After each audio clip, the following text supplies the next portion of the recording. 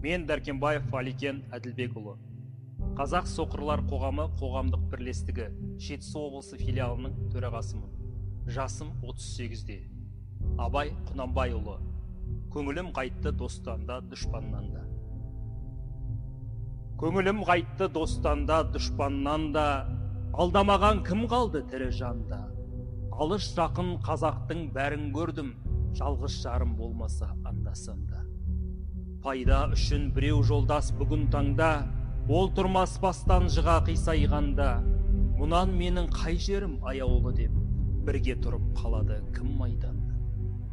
Ендігі жұрттың сөзі ұрлық қарлық, саналы жан көрмедім сөзді қарлық. Осы күнде, осы елде дәнеме жоқ, мейір қанып мәз болып қуанарлық.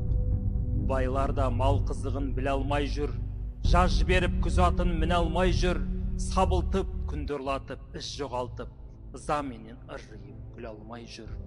Саудагер тыныштық сауда қыла алмай жүр, қолдан беріп қор болып ала алмай жүр. Ел аулақта күш айтқан, топтатанған, арсыз жұрттан көңілі тына алмай жүр. Естілерде ісіне қуанбай жүр, ел азды деп надандар мұңаймай жүр.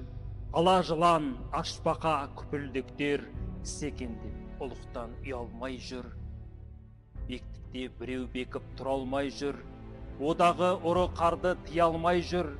Қарсылық күнде қылған тиелі тентек, жаза тартып ешбірі сұра алмай жүр. Қарындас қара жерге тыға алмай жүр, бірінің бірі сөзін құп алмай жүр. Құда тамыр, дос жараң, қатын балаң, оларда бір қалыпты бола алмай жүр.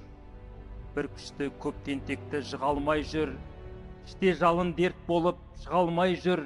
Арақ ішкен мас болған жұрттың бәрі, не пайда, не залалды біле алмай жүр. Жетілтіп жаз жайлауға қона алмай жүр, күз күзеуде жанжалсыз бола алмай жүр. Қыс қыстауын қып-қызыл ол бір бәле, оралып ешбір шаруа оңалмай жүр. Жасы кіші үлкеннен ұялмай жүр, сұрамсақтар нәпсісін тия алмай жүр. Сәлем борыш сөз қулық болғаннан соң, қандай жан сырттан сөз болып сыналмай жүр.